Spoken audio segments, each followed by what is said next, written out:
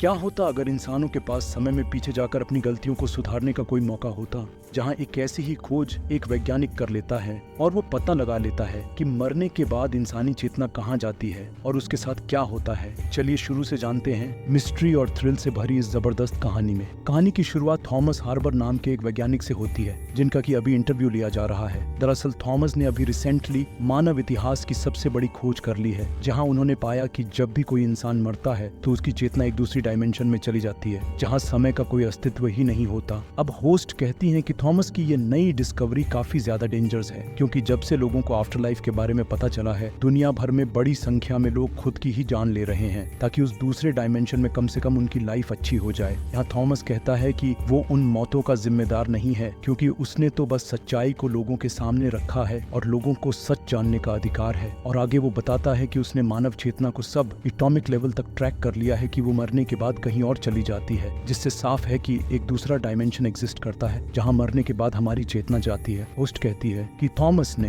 अभी तक ये साबित नहीं किया कि मरने के बाद वो चेतना कहां जाती है और वो दूसरा डायमेंशन कैसा है, जहां थॉमस कहता है कि वो अभी भी लगातार इसी पर रिसर्च कर रहा है और जल्दी ही उस दूसरी डायमेंशन के बारे में पता भी लगा लेगा। होस्ट आगे कहती है कि थॉमस की डिस्कवरी के बाद से कई सारे बड़े बड़े सेलिब्रिटीज, एथलेटिक्स और हम लोग हर कोई खुद की ही जान ले रहा है ताकि वे एक बेहतर जगह पर जा सके। और इसी बीच अब इसी इंटरव्यू का कैमरामैन उठकर आगे आता है और थॉमस से कहता है कि आपका बहुत बहुत धन्यवाद मेरी इस बेकार सी जिंदगी से छुटकारा पाने का एक रास्ता दिखाने के लिए। और ये कहकर वो खुद को ही गोली मार लेता है। और ऐसा ही दुनिया भर में हो रहा है। जो भी इंसान किसी भी तरह की मुश्किलों से अपनी लाइफ में गुजर रहे हैं, वे सब के सब खुद की जान ले रहे हैं ताकि एक नई शुरुआत उस दूसरे डायमेंशन में कर सके। अब इस डिस्कवरी को धीरे धीरे 2 साल बीत चुके हैं, जहाँ एक बोट पर उसी वैज्ञानिक का बेटा बिल दिखाया जाता है, जो कि एक बोट से अभी अपने घर जा रहा है। और टीवी पर न्यूज में दिखाया जा रहा है कि उस डिस्कवरी के 2 साल बाद तक भी मरने वालों की संख्या कम नहीं हो रही है और अब तो पूरे विश्व की जनसंख्या आधे से भी कम हो गई है। यहाँ बिल गुस्से में टीवी ही बंद कर देता है, क्योंकि वो खुद भी अपने पिता की इस डिस्कवरी से नाखुश है, क्योंकि इसके कारण हर रोज लाखों लोग मर रहे हैं। अब बिल को बोट में एक और लड़की आइला बैठी मिलती है। दरअसल पूरी बोट में सिर्फ ये दोनों ही थे। बिल आइला के पास जाता है और कहता है कि पता नहीं क्यों, मगर उसे वो देखी हुई सी लग रही है, जैसे वो उसे पहले से जानता हो, जबकि दोनों आज पहली बार मिल रहे हैं। अब ऐसा क्यों हो रहा है, ये बहुत बड़ा ट्विस्ट है जो कि हमें आगे पता चलेगा। अब दोनों थोड़ी देर आपस में बातचीत करते हैं, जहां बातों बातों में आइला बताती हैं कि वो थॉमस की उस आफ्टर लाइफ खोज की बहुत बड़ी सपोर्टर हैं और वो कहती भी है कि ये खोज लोगों को उनके दुख दर्द से मुक्त करने का बहुत बड़ा रास्ता है और अब अपनी लाइफ से परेशान लोगों के पास एक रास्ता है जिससे वे सब कुछ फिर से शुरू से कर सकते हैं। मगर बिल इससे बिल्कुल सहमत नहीं था कि लोग जानबूझकर अपनी जान ले लें। अब बोट से उतरने के बाद आइला वहां से लिफ्ट लेकर चली जाती है, जबकि कुछ देर बाद बिल का भाई टॉमी उसे पिक करने आता है और दोनों एक आलीशान बड़े से घर में पहुंचते हैं, जिसे कि उसके पिता थॉमस ने बनवाया है। और उस पूरे घर में हर जगह आफ्टर लाइफ पर एक्सपेरिमेंट किए जा रहे हैं। यहाँ पर वही लोग काम करते हैं जिन्होंने कभी खुद की जान लेने की कोशिश की थी, मगर उन्हें बचा लिया गया। और अब डॉक्टर थॉमस ने उन्हें जीने की एक वजह दी है और वो है आफ्टर लाइफ पर खोज करना। अब विल अंदर देखता है कि वहाँ काफी सारी लैब्स बनी हुई है, जहाँ उसका पिता मौत के बाद वाली आफ्टर लाइफ पर लगातार एक्सपेरिमेंट कर रहा है। विल उनसे मिलता है और गुस्से में कहता है कि थॉमस के कारण कितने सारे लोग खुद की जान ले रहे हैं और उन्हें ये सब रोकना होगा और थॉमस को इसके लिए मीडिया के सामने जाकर कहना होगा कि उनकी डिस्कवरी झूठी थी। यहाँ थॉमस खांसते हुए कहता है कि उसकी डिस्कवरी 100% सच है और वो किसी को झूठ नहीं बोलेगा और इसका सबसे बड़ा सबूत खुद विल ही है। दरअसल थॉमस ने ये जो डिस्कवरी की है उसका सबसे बड़ा कारण खुद विल ही है, क्योंकि जब विल छोटा था तब उसका एक बहुत बड़ा एक्सीडेंट हुआ और विल की सांसें 8 मिनट के लिए बंद हो गई। मगर जब उसकी सांसें लौट आई तब विल ने ही थॉमस को पहली बार बताया था कि वो उस 8 मिनट में कहीं और किसी दूसरी दुनिया में था और वहीं से थॉमस को मरने के बाद की दुनिया खोजने का आइडिया आया। और इसलिए पूरी दुनिया में हो रही इन सारी मौतों के लिए कहीं ना कहीं बिल खुद को ही जिम्मेदार मानता है। उसे उस वक्त अपने पिता को उस एक्सपीरियंस के बारे में बताना ही नहीं चाहिए था। अब विल यही सोचकर परेशान होता हुआ बीच पर जाने लगता है, जहां वो पाता है कि वही बोट वाली लड़की आइला अपने बैग में काफी सारे भारी पत्थर भर रही है और उसके बाद आइला उसे खुद से बांधकर पानी के अंदर जाने लगती है। विल समझ जाता है कि आइला खुद की जान लेने जा रही है, तो वो जल्दी से भागता है और आइला को बचा लेता है। यहाँ आइला उस पर काफी गुस्सा थी, क्योंकि वो खुद बचना ही नहीं चाहती थी। यहाँ से विल आइला को अपने घर ले जाता है और टॉमी से कहता है कि वो आइला को यही रखना चाहता है, क्योंकि वो भी खुद की जान लेने जा रही थी। तो टॉमी ये मान जाता है है, जहां आइला ये जानकर हैरान होती है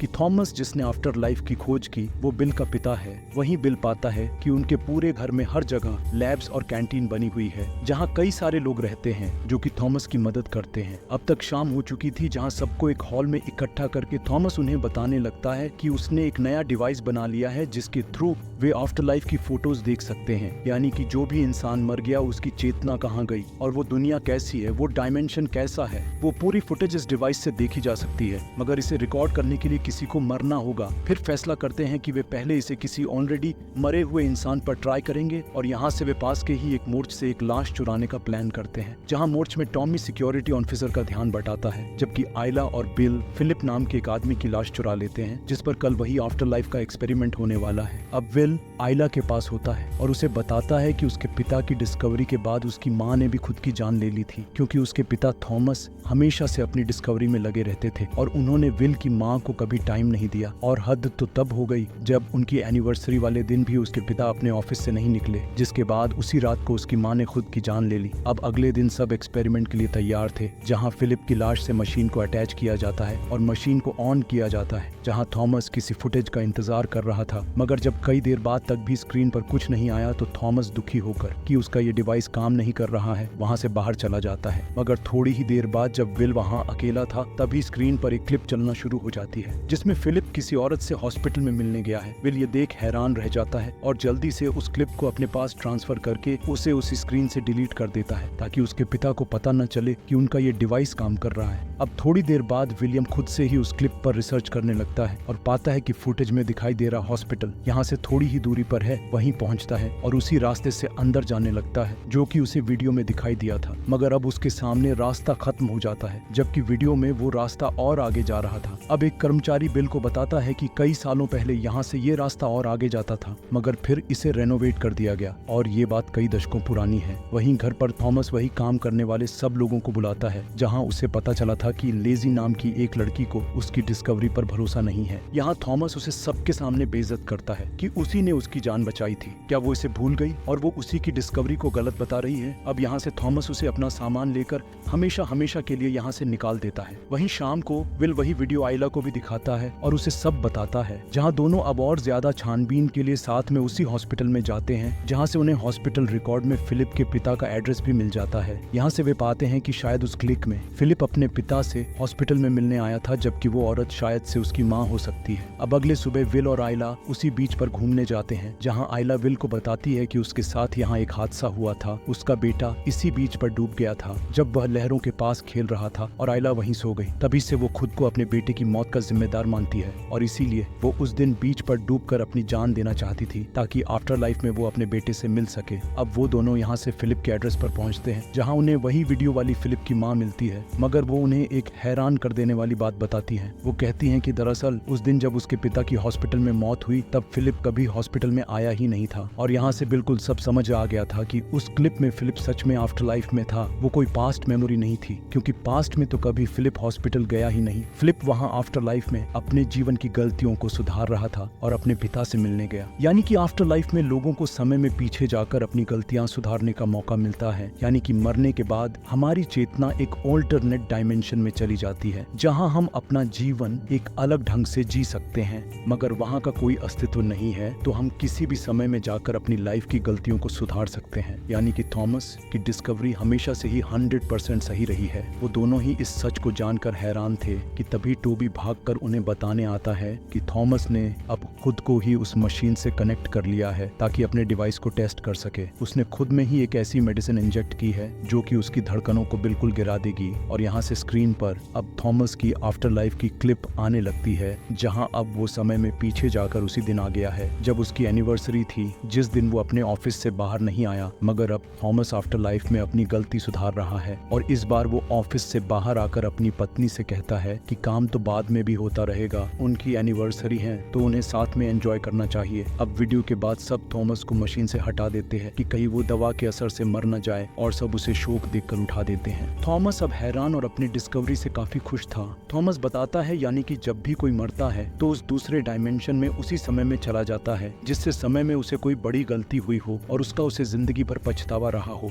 मगर उस डायमेंशन में अब वो अपनी उसी गलती को सुधार सकता है। अब थॉमस सबको बाहर इकट्ठा करता है और अपनी इस नई सक्सेस के बारे में बताने जा रहा था कि तभी एक गोली की आवाज आती है और ये वही लड़की थी जिसे थॉमस ने यहाँ से निकाल दिया था। उसने अब तक आयला को गोली मार दी थी, ये कहते हुए कि थॉमस के अनुसार तो वो आयला को एक नया मौका दे रही है। यहाँ जल्दी से सभी लेसी को पकड़ कर ले जाते हैं, जबकि आयला अब धीरे धीरे विल की बाहों में दम तोड़ देती है और विल इसे काफी ज्यादा टूट जाता है। वही थोड़ी देर बाद थॉमस को रियलाइज होता है कि उसकी डिस्कवरी से लोगों में क्योर्स फैल रहा है, क्योंकि अगर लोगों को पता चला कि आफ्टर लाइफ में उन्हें जीवन जीने का एक अलग मौका मिलता है तो रियल लाइफ में कोई भी जिंदा नहीं रहना चाहेगा और हर कोई खुद की जान ले लेगा। और बेशक वे आफ्टर लाइफ में जाएंगे, मगर उन्हें यह जीवन जीना भी बहुत जरूरी है। तो अब वो अपने इस नए डिवाइस को हमेशा के लिए नष्ट करने का फैसला करता है और इसी के लिए लैब में जाने लगता है, मगर उसकी लैब अब अंदर से ही बंद थी। यहाँ अंदर विल ने खुद को उसी डिवाइस से कनेक्ट किया था ताकि वो आफ्टर लाइफ में आयला से मिल सके, और यहाँ से विल खुद को वही दवा इंजेक्ट कर लेता है जिससे उसकी धड़कनें भी अब रुकने लगती हैं। और अब वो आफ्टर लाइफ में समय में पीछे खुद को उसी बोट पर पाता है जिसमें वो कहानी की शुरुआत में था। और यहाँ से कहानी का सबसे बड़ा ट्विस्ट आता है। परेशान विल आयला से पूछने लगता है कि ये क्या हो रहा है और वो फिर से यहाँ कैसे आ गया। आयला उसे बताने लगती है कि ये एक मेमोरी है। दरअसल विल इस मेमोरी को बार बार एक लूप में जी रहा है। वो आगे बताती हैं कि वे बहुत पहली बार इसी बोट पर मिले थे, मगर उस बार विल आयला को मरने से बचा नहीं पाया था और जब बाद में उसे आयला की मौत के बारे में पता चला तो उसे बहुत बुरा लगा कि वो उसे बचा नहीं पाया और यही गिल्ट उससे जीवन भर रहा। जिसके बाद जब वो रियल लाइफ में मारा गया तब आफ्टर लाइफ में वो फिर से उसी समय में उसी बोट में आ गया, क्योंकि आयला को ना बचा पाने का रिग्रेट उसे जीवन भर रहा था। और उसके बाद से विल हजारों बार टाइम लूप में इसी बोट पर आ चुका है, मगर हर बार कैसे न कैसे आयला मारी ही जाती है। यानी कि कहानी के शुरू से जब विल आयला से बोट में मिला था वो तब तक ऑलरेडी आफ्टर लाइफ में ही था, जहाँ वो हजारों बार इस बोट से अपनी कहानी शुरू करता है, मगर इनमें से किसी भी लूप में आयला बच नहीं पाती। जैसे कि इस बार भी आयला डूबने से तो बच गई थी, मगर बाद में लूसी के हाथों मारी गई और विल हजारों बार आयला के लिए इसी वक्त में आया था, जिससे कि उसके दिमाग में आयला की यादें हर बार रह जाती है। और इसीलिए कहानी की शुरुआत में वो जब आयला से मिला था तो कह भी रहा था कि उसे आयला को देखकर कुछ अलग सा महसूस होता है, जैसे कि वो उसे पहले से जानता हो, क्योंकि हर एक लूप में वो उसी को बचाने की कोशिश कर रहा था और उसके सबकॉन्शियस माइंड में आयला उसे याद थी। अब आयला विल को कहती है कि पिछले लूप में तुमने मुझे बीच पर डूबने से बचा लिया था, मगर बाद में मैं मारी गई तो अब अगले लूप में तुम खुद को कहीं और पाओगे और तुम्हें मैं फिर से याद नहीं रहूंगी। अब यहाँ से फिर से एक नई टाइमलाइन स्टार्ट होती है, जहाँ विल खुद को एक बीच पर पाता है, जहाँ विल देखता है कि एक छोटा बच्चा लहरों में खेलने के लिए जा रहा है। यहाँ वे उससे पानी से बाहर निकालने लगता है क्योंकि वहाँ उसके डूबने का खतरा था। तभी आयला भागते हुए आती है और कहती है कि उसकी आंख लग गई थी। यानी कि विल अब समय में और पहले आ गया है जब आयला ने उसे बताया था कि उसका बेटा डूब कर मारा गया था। यानी कि इस नई टाइमलाइन में आयला का बेटा कभी मरेगा ही नहीं और ना ही आयला खुद मरने की कोशिश करेगी। यहाँ पर विल और आयला दोनों को ही याद नहीं है कि वे दोनों कई सारे लूप से एक दूसरे को जानते हैं और आयला अपने बेटे के लिए विल को थैंक्स बोलकर वहाँ से चली जाती है और विल भी पलट कर जाने लगता है। तो तभी विल का सबकॉन्शियस माइंड फिर से उसे आयला की ओर आकर्षित करता है, जैसे कि वो उसे पहले से जानता है, और यहाँ से विल अब आयला से फिर से मिलने का प्लान करता है, जिसके बाद वो दोनों एक साथ खुश रहेंगे। और इसी के साथ ये कहानी यहीं खत्म हो जाती है। अब क्या आपने ये ट्विस्ट गैस कर लिया था कि विल खुद कहानी के शुरू से ही जब वो बोट में था तभी से वो आफ्टर लाइफ में है। और अगर आपको समय में पीछे जाकर अपने ही किसी गलती को सुधारने का मौका मिले तो अपनी लाइफ में आप क्या बदलना चाहोगे, कमेंट्स में बताइए। अगर वीडियो अच्छी लगी हो तो वीडियो को लाइक कीजिएगा और ऐसे कंटेंट पाने के लिए हमारे चैनल को सब्सक्राइब जरूर कीजिएगा। मिलते हैं नेक्स्ट वीडियो में। जय हिंद, जय भारत।